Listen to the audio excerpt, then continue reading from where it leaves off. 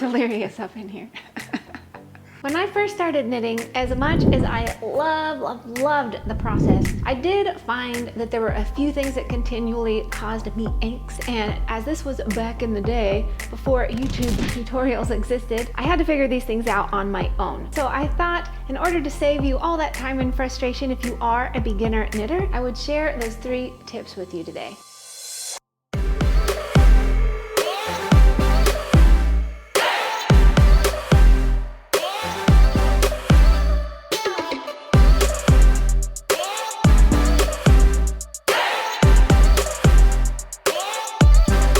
When I first started knitting, I was so addicted. I loved it so much that one fateful day, I sat there for 10 hours straight and knitted with a very tight tension. And by the end of the day, my hands were on fire.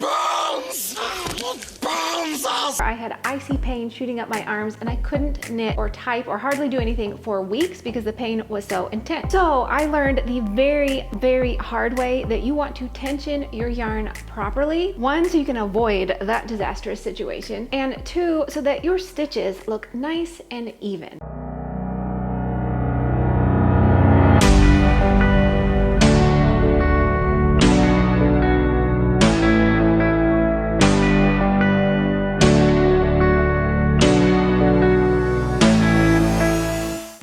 When I was first learning to knit, tensioning my yarn properly was a little bit of a struggle because I wasn't sure which finger the yarn was supposed to wrap around, what was supposed to be happening. So if you're experiencing that, don't worry, you are not alone. It can be really strange to be learning this new skill. You've got all these different things going on at the same time.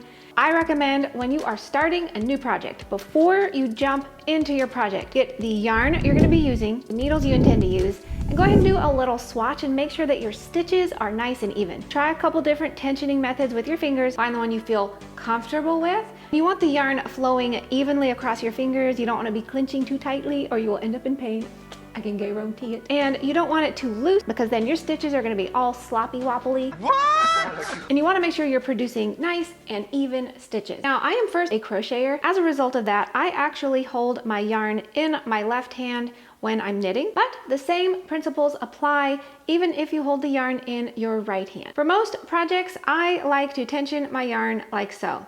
It's very simple, it's very quick. You can drop, you can pop it back on. It's very easy, and most yarns flow through my fingers pretty simply. But this is something that is going to be an individual thing, so you want to test it with your specific yarn and needle combination and how you specifically like to hold things so that you can get the perfect tension for you and your project. And you want to maintain that tension, same tension throughout your entire project. You don't want to start really tight and then end up really loose because your project's going to look all wonky noogle. And if you are a beginner, give yourself some grace because this is going to take a lot of practice, and practice in this case does make perfect. If you're holding the yarn in your left hand, you can do like I was showing you where you hold it like so. Another option, and I like to do this if my yarn is more slippery or thinner, is to wrap it around my pinky first and then tension it like so. I'll show you again. Wrap it around your pinky and then dip your ring finger and your index finger underneath the yarn. And that works really well too. If you do knit with the yarn in your right hand though, some people just prefer to hold it between their fingers like this as they wrap it around the needle. Totally cool. You can also do the same tensioning methods that I was showing you on the left hand.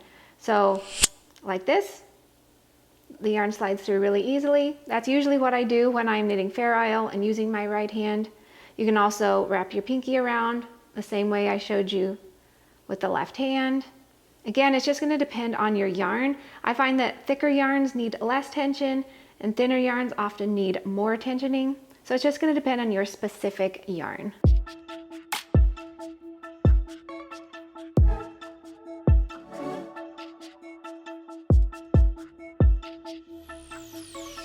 Now, another thing that you will encounter in your knitting journey, which causes so much fear in all of us, is the dreaded dropped stitch.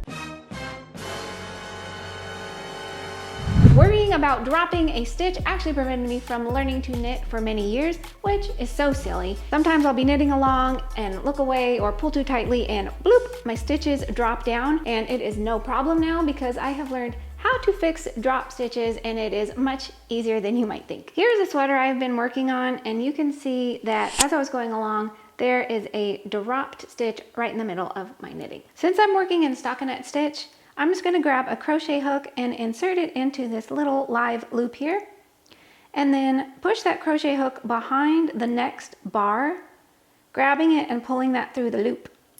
And I've got another loop. I'm going to continue that all the way up, grabbing the next loop, pulling it through, grabbing the next loop and pulling it through. And then when I'm up to the top, I'm just going to pop that loop onto my left needle, making sure that the right leg of my stitch is facing towards me on the needle. And I'm ready to go ahead and knit again. Now when I'm working in garter stitch, it is a little bit different, but still fairly easy. Next up in my garter stitch swatch, I've got a little purl bump row. So what I'm actually going to do this go around is pull the next bar to the front of my loop and insert my crochet hook down, pulling that loop up and through. The next one's very easy. I'm just going to grab the next bar up and pull it through like so.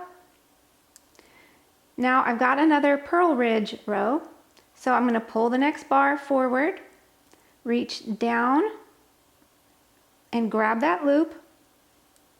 The next row is V's, so I'm going to reach through and pull that up. Now for the final bar here, since it's a purl ridge row, I pull the bar to the front, reach through, and then pull up, sliding that stitch onto my left needle with the right leg of the stitch in the front.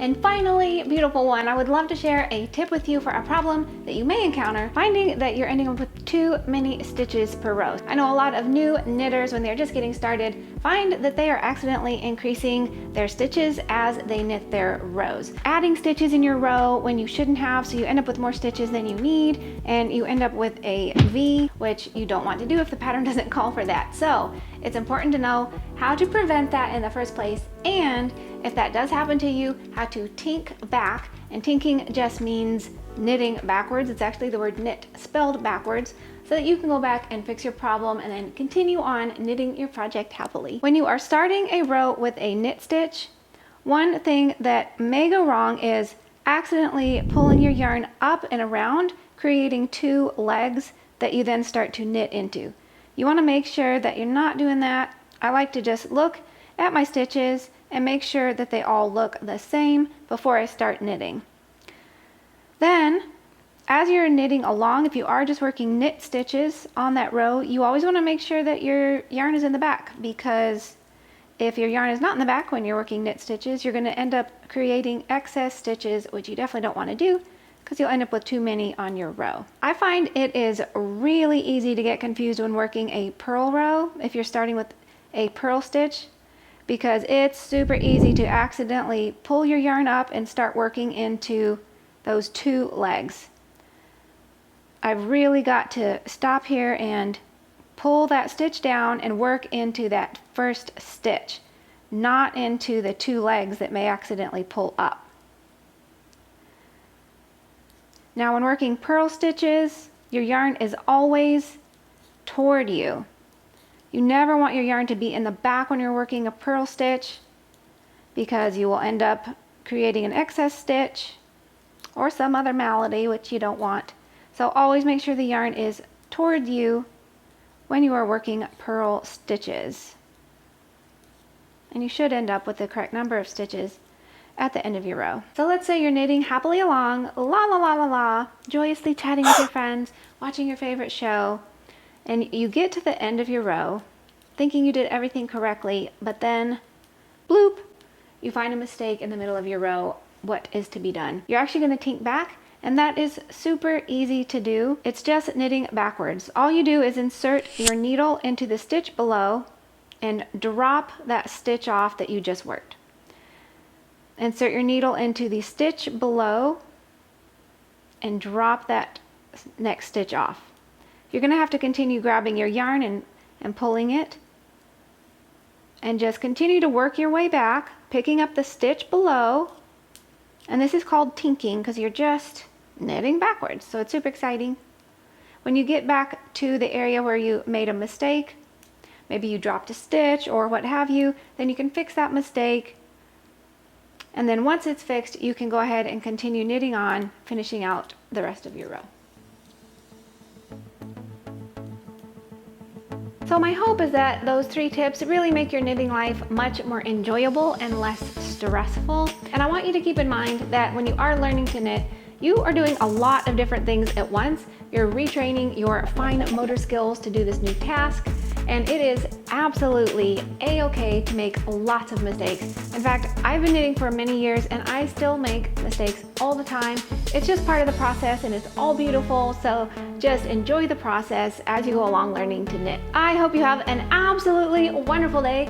Know that you deserve it and don't let anyone else tell you otherwise. And please let us know in the comments what other tips and tricks you would love to see so we can get some more tutorials for you. Thank you for joining me, and I'm gonna see you next time. Bye for now. Because then your stitches are gonna be all sloppy wobbly because your project's gonna look all wonky noogle. Plagues all of our fears. Causes so much fear.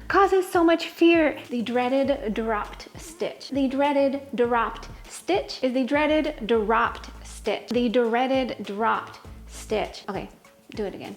The dreaded dropped stitch. The dreaded dropped stitch. I don't know what I'm saying. Why are you laughing silently? Foaming beauty and ravenous deliciousness. What? Deliciosity. Okay. Do let me entreat upon you. You may encounter, I know a lot of knitters, when they're learning to knit, experience this. Okay. Let's say all of that would sound fine, but coherently. We're delirious up in here. Let it flow. I'm telling you, it doesn't flow. There's nothing in there. Thank you for joining me, and I'm going to see you next time. Bye for now.